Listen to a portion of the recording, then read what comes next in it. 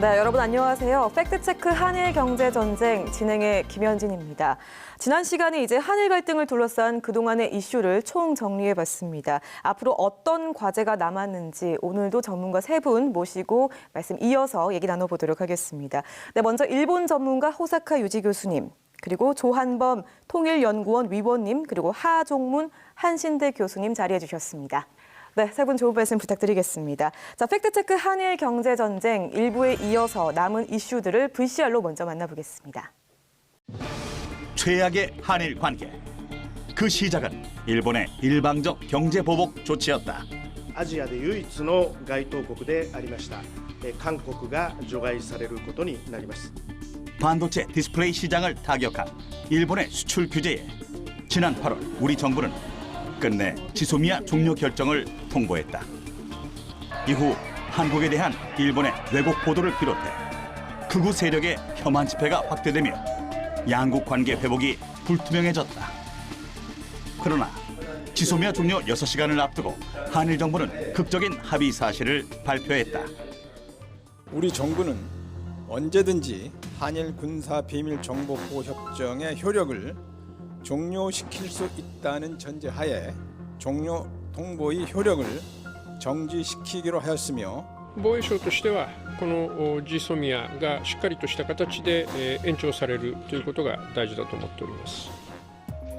갈등 해소를 위한 대화 재개에도 불구하고 강제동원 피해 배상 등 양국이 근본적으로 해결해야 할 사안들은 아직 남아있는 상황. 우리 고유 영토인 독도 영유권을 둘러싼 외교적 갈등부터 후쿠시마 방사능 문제로 인한 전 세계적 환경오염 문제까지 2019년 한일 경제 전쟁. 남은 과제들을 해결하고 한 걸음 더 나아갈 방향은 무엇일까? 자, 지소미아 종료 조건부 연기 합의 직후에 일본에서는 계속해서 퍼펙트 게임이다 이런 왜곡 보도를 했었는데요. 이 점에서도 굉장히 좀 심상치 않은 그런 분위기를 느낄 수가 있었던 것 같아요. 예, 그렇습니다. 일본 쪽에서는 퍼펙트 게임이다. 일본 쪽에서 양보하는 것이 하나도 없다. 그런 식으로 해서 완벽하게 일본이 이겼다. 이런 식으로 또 계속 이야기를 했습니다. 그러나 거기에 대해서는 사실하고 전혀 맞지 않기 때문에 정의원 실장이 그 공개적으로 항의를 했지 않습니까? 네. 거기에 대해서도 일본의 외무성 차관이 사과를 했습니다. 네, 그런 내용으로도 공개를 했습니다. 이쪽에서요. 네, 그런데 거기에 대해서도 일본 그 외무성 장관, 모테기 장관이 사과한 적이 없다. 일본은 이런 이야기는 생산적이지 않기 때문에 네. 더 이상 말하지 않겠다. 코멘트는 이제 말하지 않겠다라고 해서 사실상 한국 쪽의 이야기가 맞다라는 것을 인정해 버린 셈이죠. 지금은 일본 쪽에서도 한국하고 이 부분에서 대결하면 안 된다라는 분위기가 좀 있어서 오히려 적극적으로 한일 관계를 개선시키겠다라는 방향으로 지금 가고 있는 것을 확인할 수가 있습니다. 네, 어떤 새로운 그런 분위기를 우리가 느낄 수가 있는 것 같습니다. 그렇지만 이 아베 총리가 계속해서 한국 때리기를 통해서 어떤 위기를 돌파하려는 모습을 보고 일각에서는 트럼프 따라하기가 아닌가 이런 얘기가 나오고 있거든요. 자, 이게 어떤 뜻일까요? 아베는 꼬마 트럼프라고 볼 수 있어요. 그건 왜 그러냐면 일본에는 큰 정치 세력 내지는 그 흐름이 두 가지가 있는데 하나는 역사 수정주의고 하나는 평화주의가 있습니다. 평화주의는 지금 평화헌법 만들고 과거에 대한 반성, 그다음에 일본이 저질렀던 태평양 전쟁에 대한 잘못을 기반으로 큰 흐름이 하나가 이제 평화주의고 역사 수정주의는 그게 싫은 거죠. 그러니까 지난 미국에게 패배했던 역사를 뒤집고 싶은 게 역사 수정주의인데 네. 아베 총리는 사실은 집권 1기에는 역사 수정주의에 가까웠는데 지금은 아베식 국제주의로 좀 바뀌었어요. 이 아베식 국제주의는 뭐냐면은 이제 주의는 국제주의고 외교는 가치관 외교인데 국제주의의 국제 질서는 미국이 주도하는 질서입니다. 그다음에 가치관 외교는 미국의 가치관이에요. 그러니까 철저하게 미국의 질서와 가치관을 받아들여서 일본의 대국화를 꾀하는 거거든요. 근데 그게 이제 지구본 부감 외교라고 그래서 부감은 이제 지구본을 위해서 내려다보는 외교거든요. 그러니까 아베 총리와 미국의 트럼프 대통령은 사실은 거의 노선이 같죠. 그러니까 이제 그런 공통점을 기반으로 강력한 미국이라는 세력을 등에 업고 일방적으로 사실 우리한테 이제 이번에 이 수출 규제나 좀 강경한 스탠스를 좀 보였던 거거든요. 그런 점에서 본다면 큰 틀에서 보면은 사실은 아베 총리가 일방적으로 하는 저 행보는 자기들이 미국과 완벽하게 동조화돼 있다라는 자신감을 기반으로 한 것이라고 볼 수 있어요. 네, 일본 아베 총리의 이 행동의 그 기저에는 아무래도 미국이 있었다 이렇게 말씀해 주셨습니다.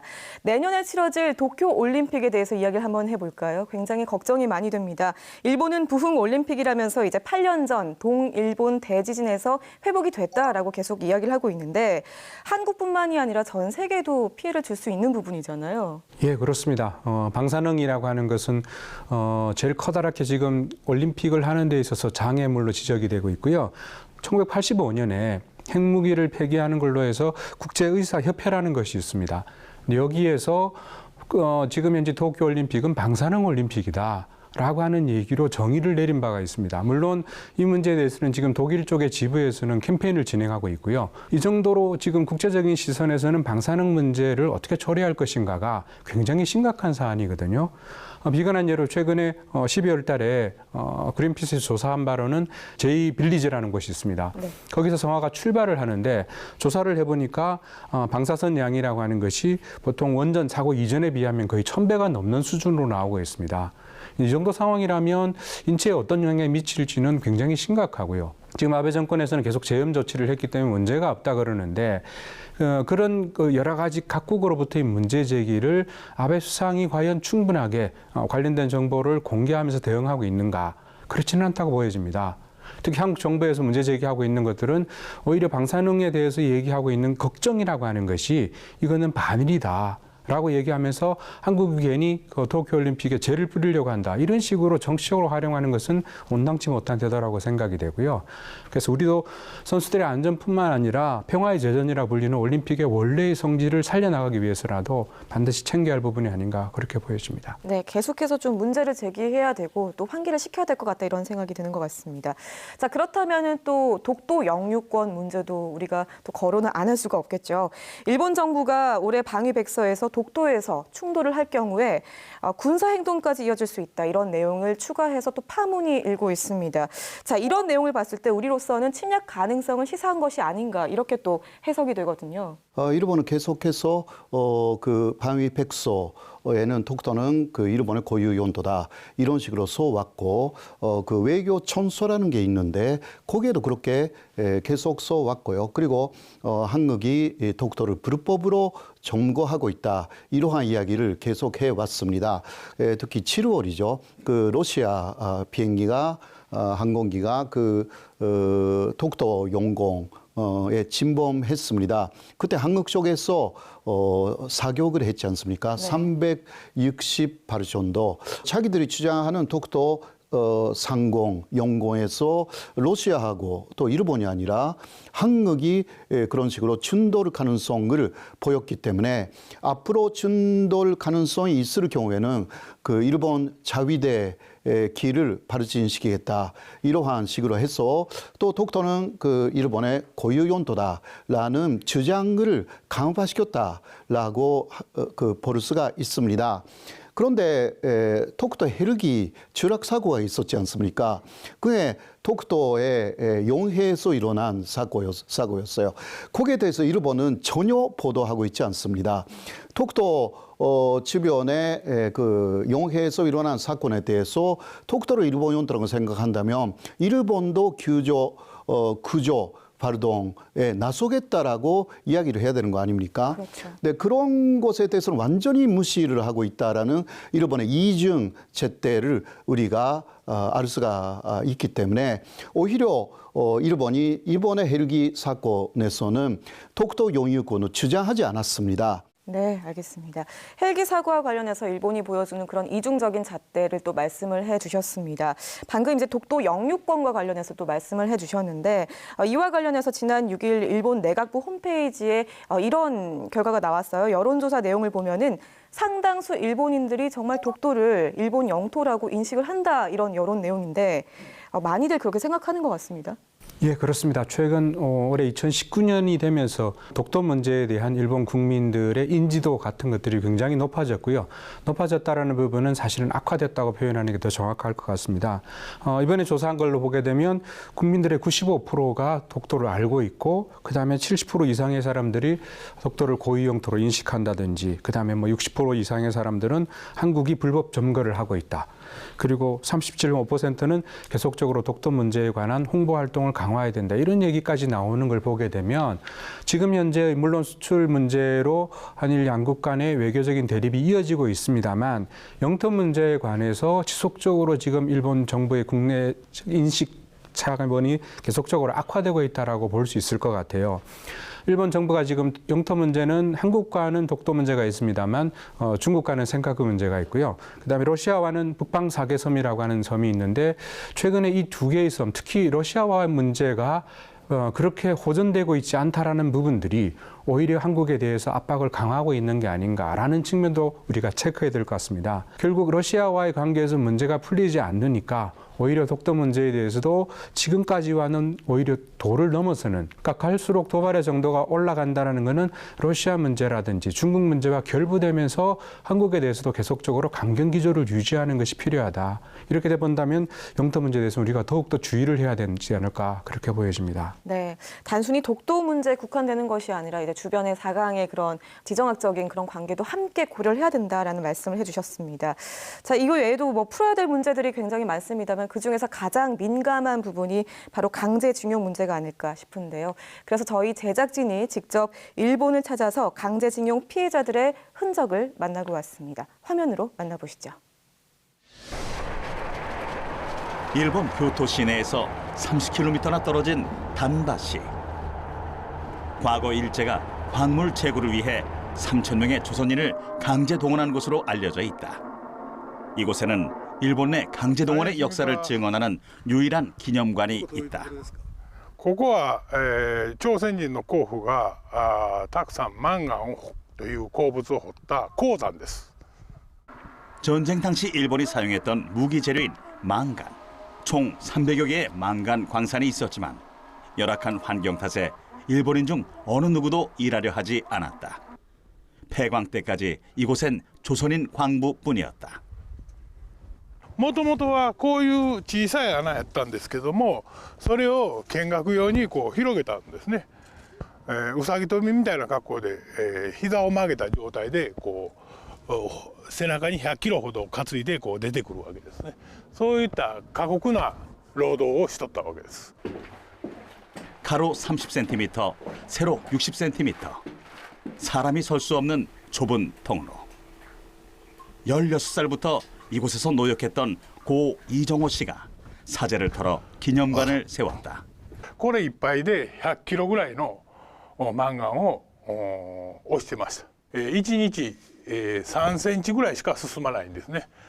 そうやって、だいたい一歩進む距離がだいたい10日ぐらいかかるぐらいですけども。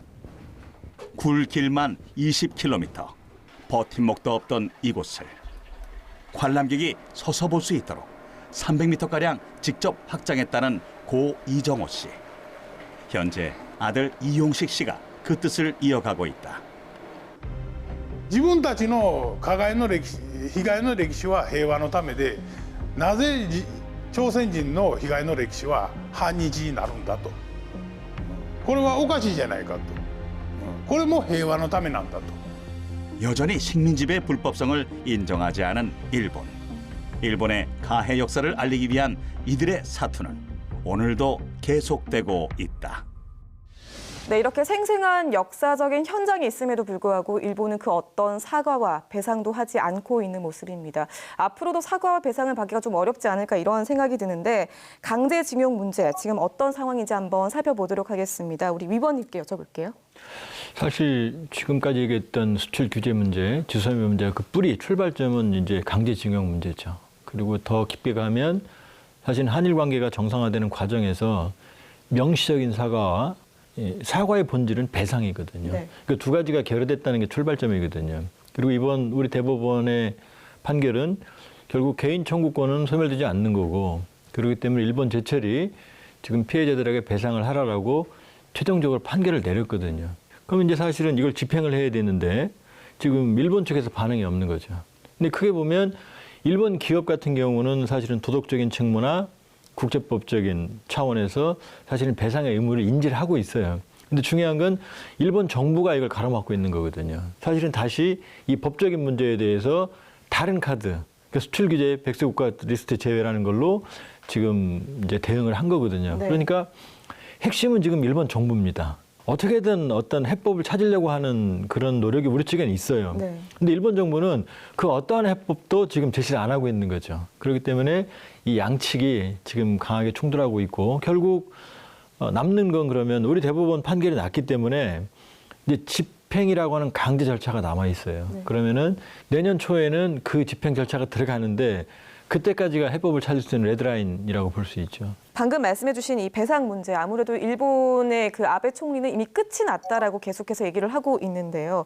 참 어렵습니다. 또 어떻게 해법을 찾아가야 할까요? 예, 정말 어려운 문제라고 생각이 되는데요. 네. 일단 한국과 일본의 양측의 입장이 팽팽하게 대립하고 있는 부분을 현실적으로 중재할 능력이 미국에 없다라는 것도 확인이 되었다고 한다면 결국 양국이 모색을 해야 되는데요.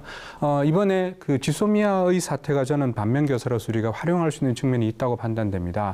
무슨 말씀이냐면 결국 일본 정부가 한국이 어떤 카드를 가지고 있고 어디까지가 가능한지에 대해서 모를 일은 없다고 한다면 그 문제를 만들어 나가는 지금 현재의 정부 간 협상 테이블 외에 전문가를 포함해서 조금 다양한 얘기를 할 수 있는 그 장을 만들어내면서 그 양국 정부에 제언을 하는 방식을 만약 일본 정부에서 어느 정도 수용을 한다면 네. 그러니까 지금보다는 좀 더 세분화된 느낌으로 양국이 조금씩 전진할 수 있는 모습을 보여줄 수 있다고 생각이 됩니다. 지금 현재 국장급을 포함해서 수출 관리 정책 대화들이 이루어지고 있는 상황과 연동시켜서 결국 강제동원 재판에 관한 문제들도 양국의 전문가들이 정부 입장에서는 조금 자유로운 안들을 만들어내면서 단일화는 아니더라도 양국 정부를 설득할 수 있는 또 다른 모멘텀을 마련하는 작업들, 이런 것들이 지금 현재에서 조금 더 진전된 국면을 만들어낼 수 있지 않을까, 그렇게 판단이 됩니다. 굉장히 중요한 시점인 것 같습니다. 뭐 도덕적인 부분도 말씀을 해주셨고 이렇게 거시적으로 우리가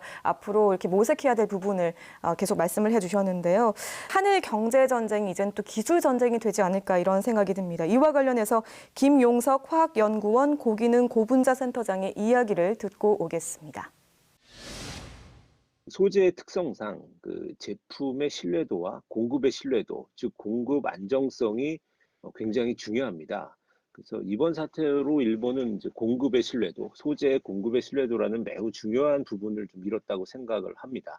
소재가 이제 미래 산업의 주도권 싸움에서 많은 부분을 차지하고 있다는 것은 국내외 전문가에서는 이견이 없습니다. 따라서 일본 대응뿐만이 아니라 미래 소재 기술 분야에서도 이런 어떤 제도적인 장치를 통해서 정부가 적극적인 투자를 해야 되는 그런 이유를 보여줬다고 생각을 합니다.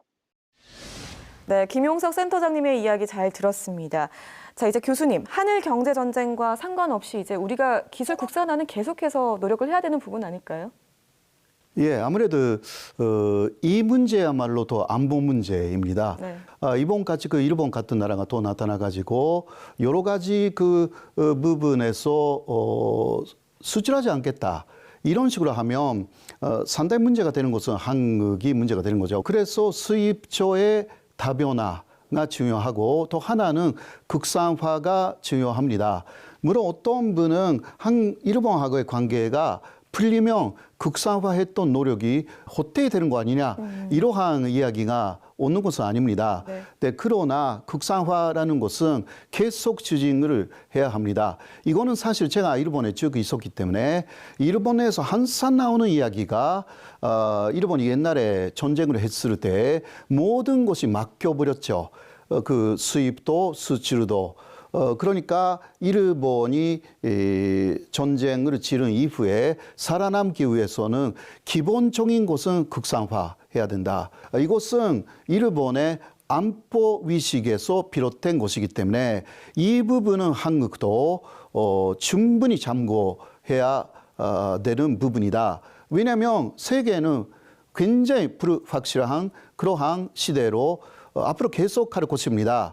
거기에 한국의 생존 전략이라는 것은 좀 더 앞으로 계속 그 깊이 생각해야 되는 그러한 시대에 왔다라고 할 수가 있죠. 네. 기술 국산화 노력뿐만이 아니라 이 한국의 어떤 생존 전략까지도 함께 생각을 해보는 그런 시간이 필요하겠다 이렇게 말씀해 주셨습니다. 오늘 세 분 말씀 잘 들었습니다. 네, 한일 경제 전쟁의 시작은요, 바로 우리가 핵심 기술을 갖추지 못한 것에서부터 비롯이 됐습니다. 그렇다면 이 전쟁의 끝 역시 기술 독립으로 끝맺음을 해야 되지 않을까 이런 생각이 드는데요. 다음 이 시간에는 핵심 기술 국산화 현장을 찾아보고 그 과정을 함께 응원하고 또 지켜보도록 하겠습니다. 계속해서 여러분들의 많은 시청 부탁드립니다. 네, 오늘 저희가 준비한 내용은 여기까지입니다. 시청해주신 여러분 고맙습니다.